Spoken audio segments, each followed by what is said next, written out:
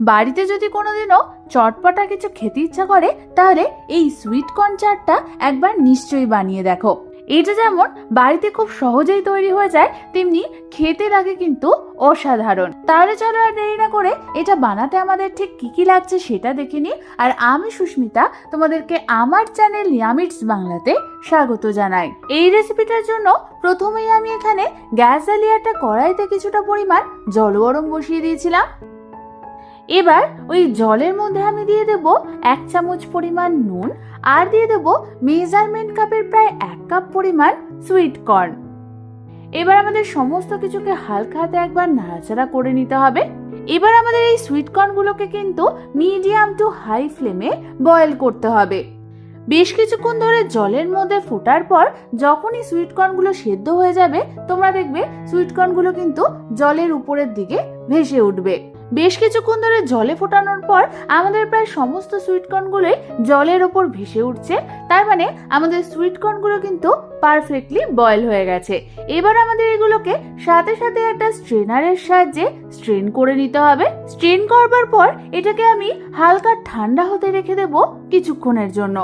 সেদ্ধ সুইট কর্নগুলো হালকা ঠান্ডা হলে এটাকে আমি একটা বোলের মধ্যে ট্রান্সফার করে দেব। তারপর এর মধ্যে আমি একে একে দিয়ে দেব 1 চামচ পরিমাণ নুন, হাফ চামচ পরিমাণ গোলমরিচের গুঁড়ো আর দিয়ে দেব হাফ চামচ পরিমাণ রসুন বাটা। এবার আমাদের সমস্ত কিছুকে সুইট কর্নের সাথে ভালো মতো একবার নাড়াচাড়া করে মিশিয়ে নিতে হবে। সমস্ত কিছু ভালো মতো মেশানো হয়ে গেলে আমি এর মধ্যে দিয়ে দেব প্রায় হাফ কাপ পরিমাণ কর্নফ্লাওয়ার আর দিয়ে দেব হাফ কাপ পরিমাণ ময়দা। এবার আমাদের এই কর্নফ্লাওয়ার আর ময়দাটাকে হালকা হাতে ঠিক এইভাবে নাড়াচাড়া করতে করতে সুইট কর্নের গায়ে ভালো মতো কোট করতে হবে। তোমাদের যদি এই সময় ময়দা আর কর্নফ্লাওয়ারটা সুইট কর্নের গায়ে পুরোপুরি কোট না হয়ে যায় তখন তোমরা এর মধ্যে কিছুটা পরিমাণ জলের ছিটা দেবে। তারপর আরো কিছুটা পরিমাণ কর্নফ্লাওয়ার কিংবা ময়দা এর মধ্যে অ্যাড করে এটার গায়ে ভালো করে কোট করে নেবে। তোমরা দেখো আমাদের কর্নগুলোর গায়ে কিন্তু ভালো মতো সবকিছু কোট হয়ে গেছে। এবার একটা স্ট্রেনারের সাহায্যে এর অতিরিক্ত ময়দা আর কর্নফ্লাওয়ারটাকে আমি ঝেড়ে ফেলে দেব।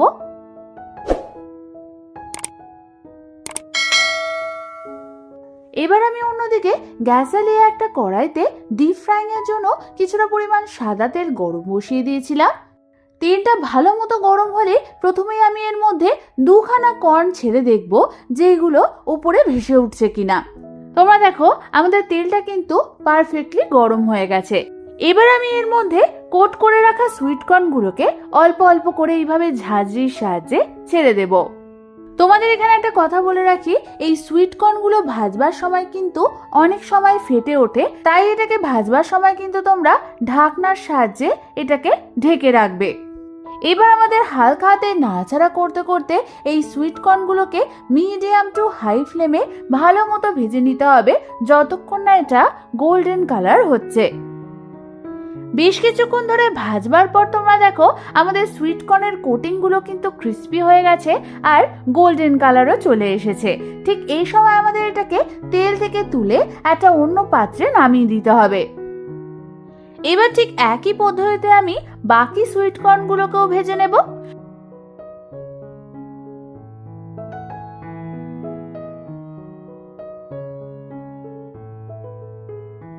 তোমরা দেখো আমাদের সমস্ত সুইট কর্নগুলোই কিন্তু ভাজা হয়ে গেছে।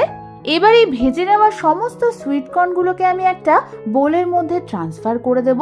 এবার আমি এর মধ্যে একে একে দিয়ে দেব হাফ চামচ পরিমাণ লাল লঙ্কার গুঁড়ো, হাফ চামচ পরিমাণ গোলমরিচ গুঁড়ো, হাফ চামচ পরিমাণ রোস্টেড জিরে পাউডার, স্বাদ অনুযায়ী নুন, হাফ চামচ পরিমাণ চাট মশলা, একখানা ছোট সাইজের কুচনো পেঁয়াজ, কিছুটা পরিমাণ কুচনো ধনেপাতা আর দিয়ে দেবো একটা অর্ধেকটা লেবুর রস। এবার আমাদের এই সমস্ত কিছুকে ভালো মতো নাড়াচাড়া করতে করতে মিশিয়ে নিতে হবে। ভালো মতো সমস্ত কিছু নাড়াচাড়া করার পর তোমরা এটাকে একটু টেস্ট করে দেখে নেবে এর নুনটা টকটা ঠিক আছে কিনা। ব্যাস, তাহলে কিন্তু তৈরি হয়ে যাবে আমাদের দারুণ স্বাদের এই চটপটা স্বাদের কর্ন চাট। এবার শুধু সাথে সাথে এটাকে সার্ভ করার অপেক্ষা। তাহলে আর দেরি না করে বাড়িতে যে কোনো একদিন এটা অবশ্যই বানিয়ে দেখো। আশা করি তোমাদের সকলের খুব ভালো লাগবে। রেসিপিটা ভালো লাগলে একটা লাইক অবশ্যই করে দিও। আর এরকম দারুণ দারুণ রেসিপি আরো পেতে হলে আমার চ্যানেলটাকে কিন্তু সাবস্ক্রাইব করতে একদম ভুলো না। আজ তাহলে এ পর্যন্তই, আমি আবার চলে আসবো তোমাদের কাছে নতুন কোনো রেসিপি নিয়ে।